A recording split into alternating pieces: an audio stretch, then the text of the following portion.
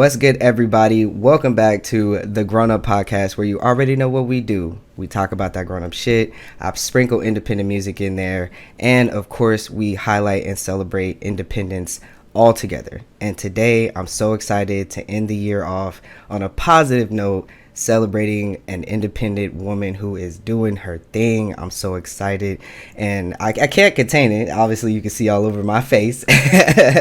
And normally I would have them introduce themselves and, give a little warm welcome, but I feel like she deserves an introduction. Okay, because she's got quite a lot of titles, and I'm excited to have her here. So without further ado, please help me welcome queer radio personality, founder of E3 Radio, which is an online independent radio station we'll be talking about a little bit later.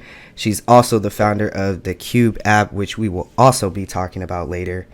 And she is also the host of the 3-time Black Podcasting Award-winning show, Queer News Podcast. Please help me welcome Anna DeShawn. Oh, that was dope. Thank you. Dope. Thank you so Absolutely. much. Absolutely. How you doing? I'm doing great. It's so good to be here with you. I mean, we've talked a couple times, so I'm honored to be on the show. Fantastic. I'm happy to have you here. And like I said, I wanted to end the year off with a positive bang, celebrating independence and letting people know we still out here and we strong, So let's get it started. So like Anna was mentioned earlier, we got connected around May this year when I reached out to request about my podcast be taken into consideration for the Qube apps. We'll be talking about that a little bit later, but just to give you guys kind of a little gist of what that is, it's basically a curation of music and podcasts by BIPOC and QTPOC creatives. So, Anna DeShawn, how did you manifest this moment where you obtained these titles and started making the impact that you're making right now? Ooh, that's a loaded question. There's where to begin. If I started in the beginning, I've always loved the media. Always loved television. I always wanted to be the next Robin Roberts doing play-by-play announcing, sports announcing. She was who I looked up to when I was a kid, watching ESPN with my dad every night. This is still a thing. And so I just always wanted to be her. And I was always very clear. And I can remember my parents putting me in journalism, like summer workshops. And that's what I went to school for. That's what I got my degrees are in, communications, radio, TV production. And I was blessed enough when I left school and left my master's program to get into work where I was in the broadcasting field, but it was leveraging the internet versus a traditional medium. And so I worked in corporate America doing that for about 13, 14 years, and while doing my independent thing on the side in the passion project. And I just never let it go. Yeah. When you're called to do something or you just feel like something is in your spirit and your gut, you just don't never let it go. I just never let it go.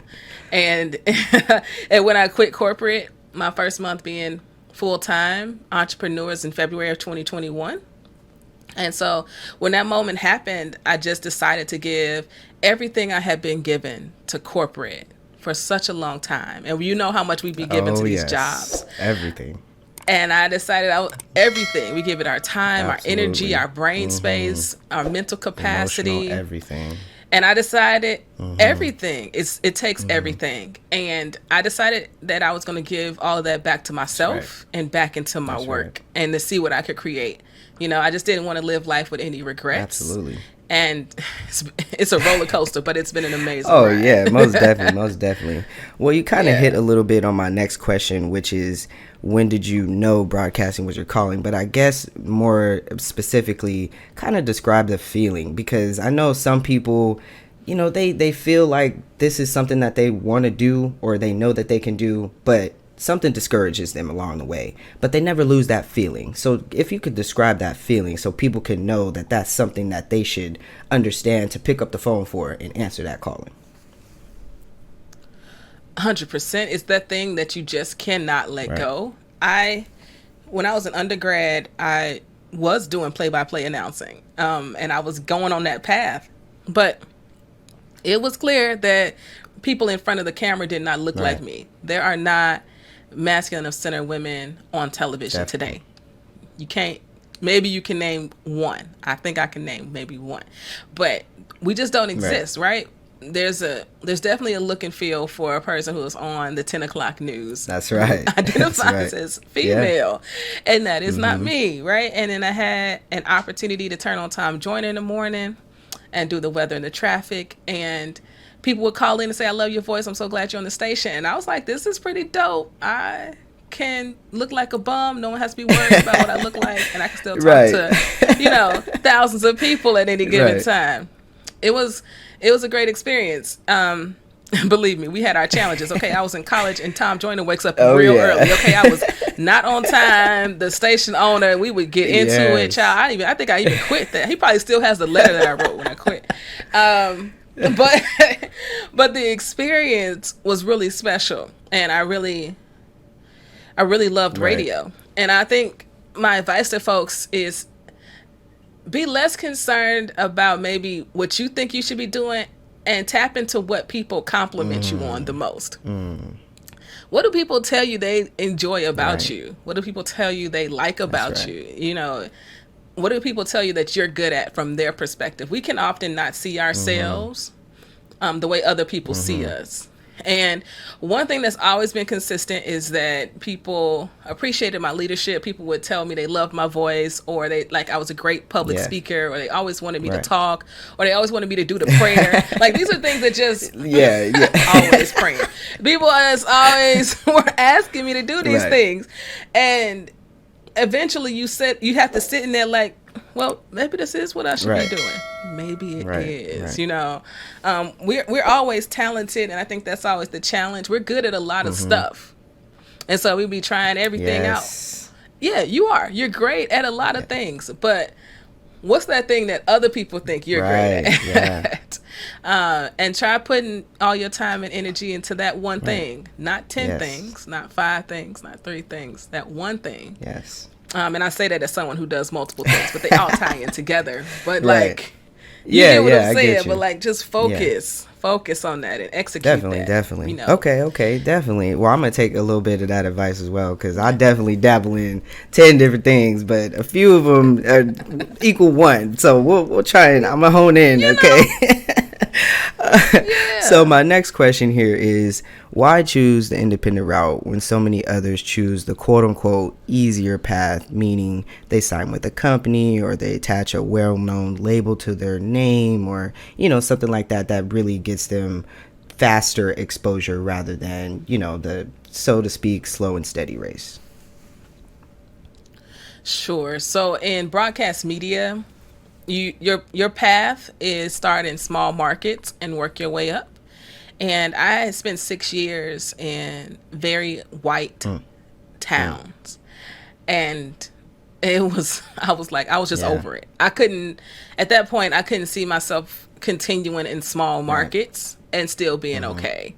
And that's a decision I had to make, that this broadcast path is the traditional way. It's just not going to work for me. I need to go home, back to Chicago. I need to see my people. I had missed my family. I went to school for 6 years straight. And I was like, this can't, in Iowa and in Ithaca, New York. Woo. And I was like, I can't take a small market. And so that for me, I couldn't think about starting somewhere small. I was like, I got to go home. I'll find something that works. And I did. And so that was really the definitive moment for me as to why I didn't go the traditional route for people in my career. But at the same time, I also was clear that I don't work that well taking orders from people. I started in I always worked at a small company, and I ended up at a tech startup where they want you to be an independent thinker and they want you to be sort of more entrepreneurial in your work versus a stringent corporate environment. I just knew that was just not going to work for me. I have too many opinions about how I think something should run or be to, really thrive in those types of environments. So I just always knew that I could not go the traditional route. Okay. Well, what advice do you have for people who may present, like, you know, the brand gets presented to them, and they know that they don't want to, but they also want that instant gratification, so to speak, that is very much prevalent nowadays in society. What advice do you give to them to make, I guess, the best decision for them and really kind of stay authentic and true to themselves? Nothing happens overnight. Someone said to me, "Man, Anna, you blew up overnight." And I was like, "What are you talking about? I started this station in 2009. If overnight is 13 years of work, then absolutely make it overnight success." But there's just no such thing. There's really just no such thing. You know, we're all just waiting on that one yes, right? We just need that one person, that one correct person at the right time to give us that yes, right? That's what we all wait on. I think we can look at other examples of this as well when we look at the Issa Raes of the world and the Lena Waiths of the world and the Ava DuVernays of the world. There is nothing overnight. You can literally follow the trajectory of their careers, you know, and you can, I mean, especially for Lena and Issa, you can start at YouTube. Right. There's nothing overnight about that. And I'd also say that it comes with a lot of risk. And that's really the biggest differentiator. Are you willing to take the risk? Are you in a position to take the risk? Some people are not in a position to take the risk. You know, I'm sitting here and I can be very clear about my social location. I don't have children, right? It's me and my wife. I am a caretaker, right? But I'm in a position where I can take significant risk and it not affect a whole lot of people. All right. And I can hone in on that. So you really have to just tap into where you're at and not compare yourself with other people or what they do. But you'll definitely use people as examples. I use those three folks all the time as examples for me in my work. And that you just have to be incredibly consistent and be willing to take some risks. And be ready for I say a roller coaster, and I mean it. Be ready for when it comes down, okay? And how you handle that low moment and how you work yourself through it, because they happen all the time. I try to be as transparent as I possibly can in how I show up on social media and sharing that it's not always a win. Like, yo, this sucks sometimes, okay? That's why it really does suck sometimes. That quote by Issa where she says entrepreneurship means that I did this shit. Like that's for real. There's always people. I never want to do anything alone ever again. There's always people who help support. But at the end of the day, if I stop today, this whole thing will stop. And that's a very real thing. That's right. Yeah. Hopefully I answered your question. You definitely did. You definitely did. I try to do the same thing with the Grown Up podcast where, yes, there's these very much highs of, oh my gosh, I started this podcast. People are reaching out. I have these guests and all that.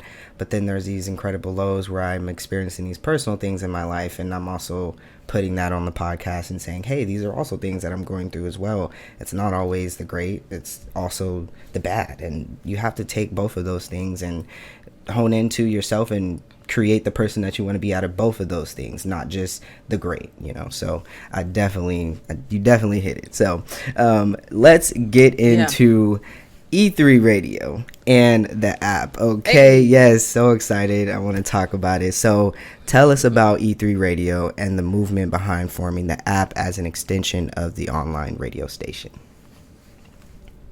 100%. So E3 Radio, we're an online radio station playing queer music and reporting on queer news.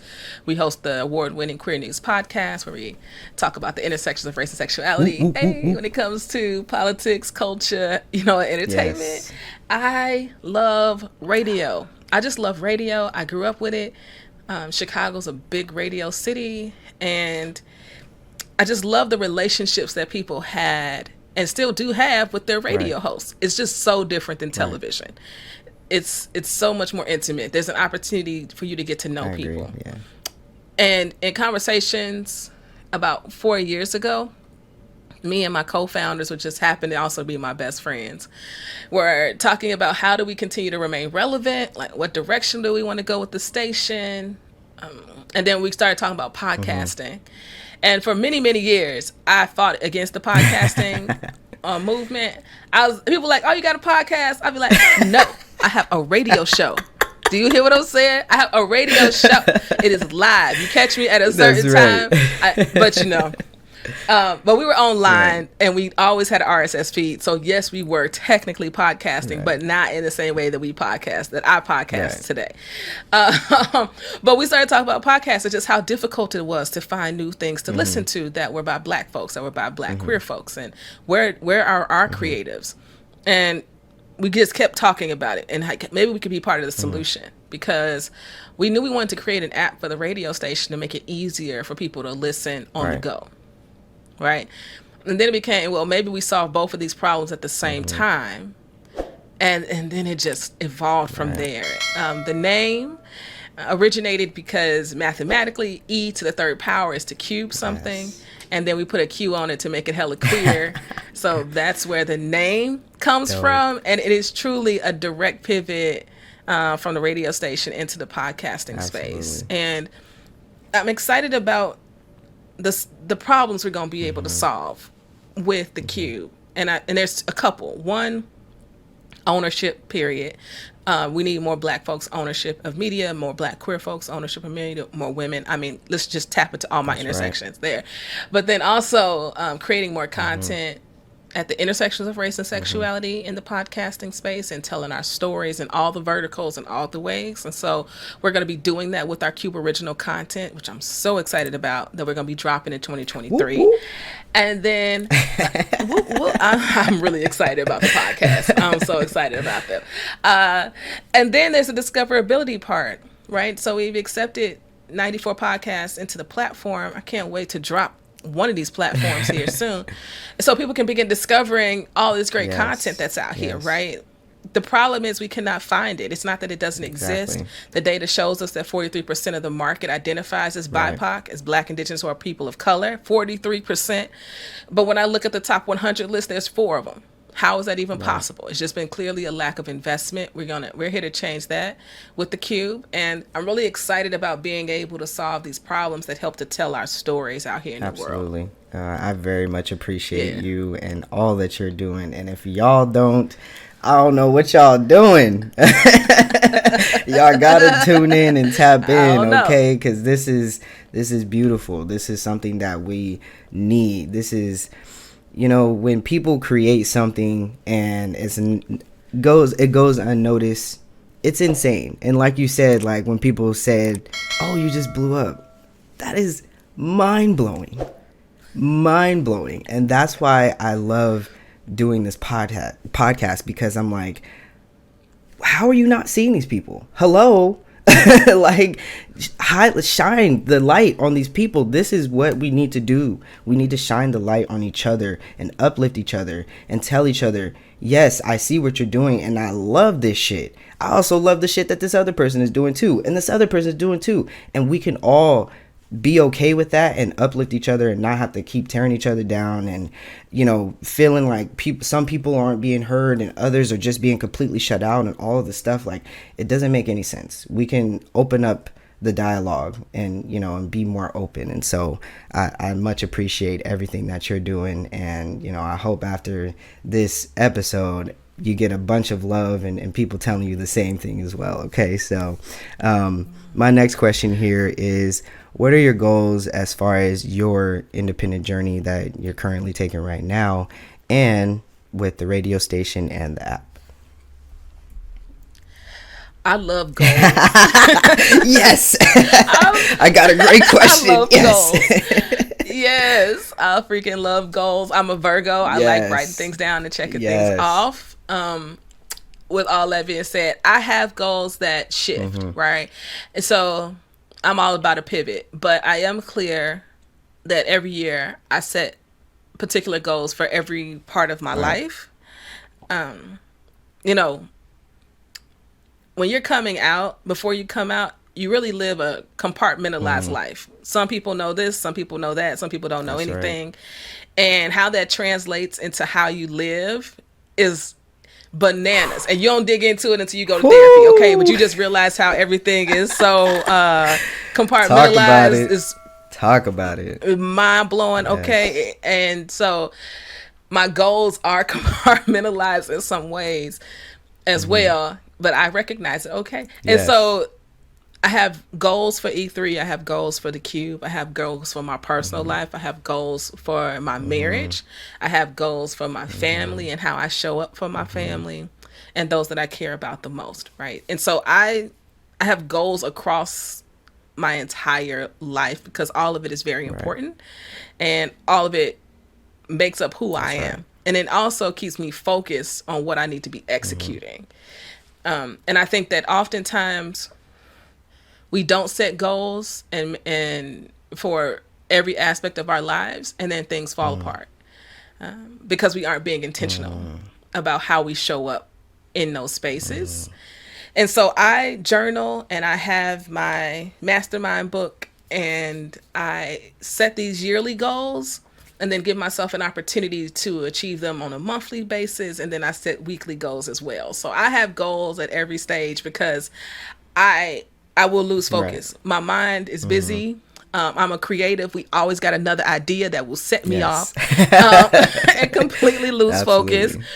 And then I look up and I'm just like, oh, I never hit this goal. I forgot all about it, you know? And so I do my best to be intentional about the goals that I set.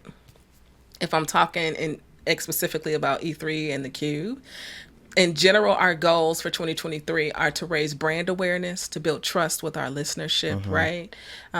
We want to build up in our revenue streams so that we can empower more of our ecosystem of Black, brown, queer folks who are creating this content. So, you know, for me, those are our major goals. That's beautiful. And I think if we build the brand and build the trust and create great content, then all the other things, listenership and revenue, will come. So in general, those are mine. All right. That's beautiful. Okay. What keeps you motivated on a daily basis, and how do you stay grounded tasking yourself with a huge responsibility like reporting queer news, because it is certainly not easy? Yeah, it's not easy. What keeps me grounded, my family keeps me grounded. They make sure of that. What keeps me motivated is wanting to make them proud, wanting to make my community proud. Right.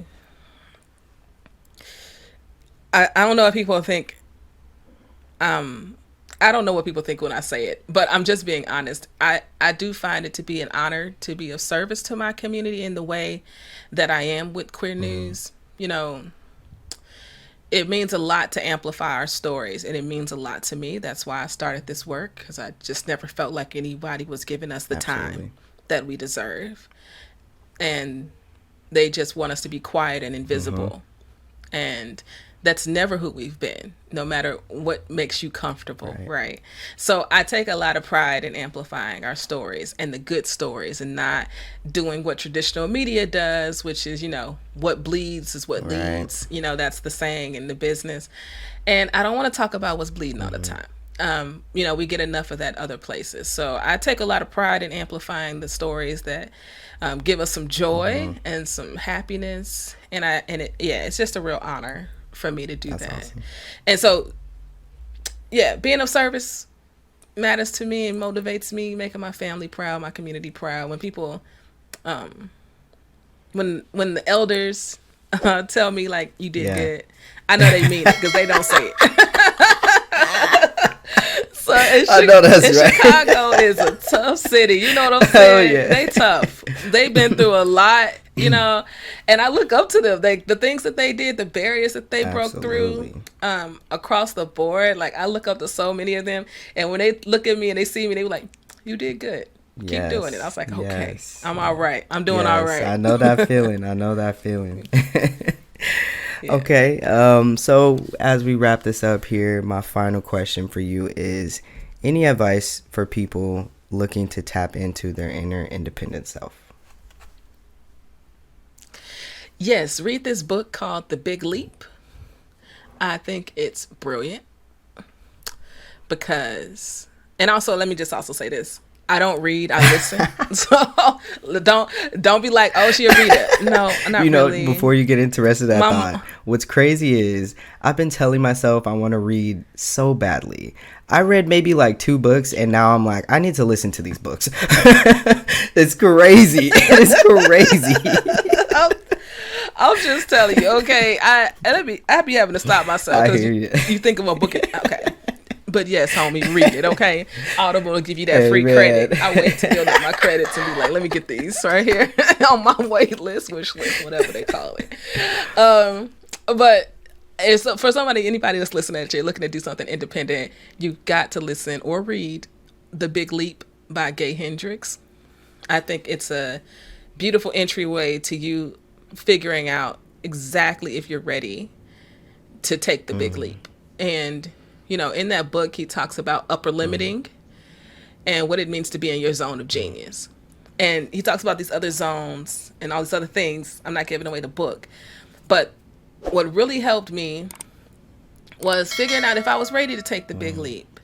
And when I take that big leap, how am I going to prevent myself from upper limiting? And by upper limiting, he means, like, a good example I use all the time is you go on and you try to diet, and you lose them 10 pounds, but then you gain them 10 pounds back over and over and over again. Or you're in a great relationship, and then all of a sudden you all spark an argument, and now you're fighting and you don't know why. And every time you get to this point in this good relationship, all of a sudden you start to fight and you don't know why. These are like all what he would define as upper limiting ourselves. We get to a place of something really good and we don't know what to do with it. And so we self-sabotage. But there's reasons why we self-sabotage. There's learned behavior that we haven't tapped into. Right. There's things that we have internalized that we have pushed back somewhere. But then you hit these moments of joy in your life, and these experiences impact how you continue to move forward. And let me tell you, if you start jumping out here and you're not clear about who you are, what you're looking to do, your why, you will continue to upper limit yourself, and you will be going on a hamster wheel instead of like an upper trajectory of where you're looking to go. So I would say jump into the big leap, and then do Rachel Rodgers' Everyone Should Be a Millionaire. Okay, y'all heard the woman. Okay, tap into your inner independent self. Listen or read these books. And listen to yourself, listen to that voice inside your heart, your mind that's telling you, this is what I want to do, and it's hard. Like we both saying, it's tough. It's a roller coaster up and down, but we both here, and I'm so glad that you joined me today, and I'm overjoyed, excited. I really, really appreciate you.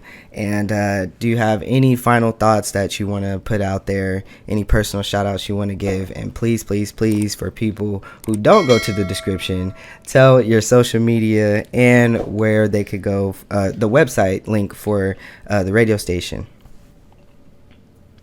For sure. So I guess my final thought would be just continue to do things like this. Listening to, Derek's podcast is Grown Up Podcast is like a great way for you to begin to tap into, you becoming your better self, right? So I say keep doing that. Never stop learning. Yes.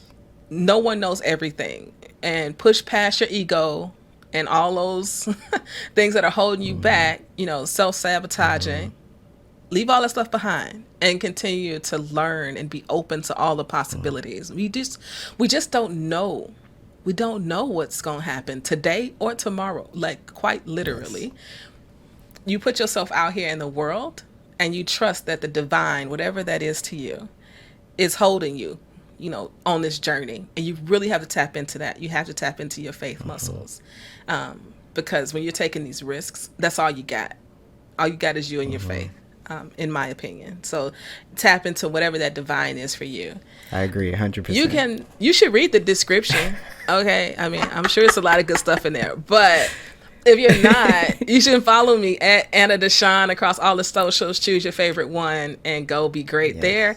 And same for E3 Radio, either number 3 radio, and then the Qube app. So the Qube app across socials as well. And we're going to be building up our social presence going into next year as we drop our content and all those other good things. So definitely be on the lookout and share all the good things. Yes, yes. Whoop whoop! I'm so excited. Y'all heard the woman. Go check out everything. Follow her. Follow the app. Follow the radio station. Tune in to Queer News podcast, radio, all of that. Y'all need to just tune in. Like, independence, we are here and we're busting the door down. In 2023, you know, we coming through, okay? And I'm trying to end this 2022 off positive and strong and celebrating independence. And I'm so excited. Thank you so much once again, Anna DeShawn, for joining me.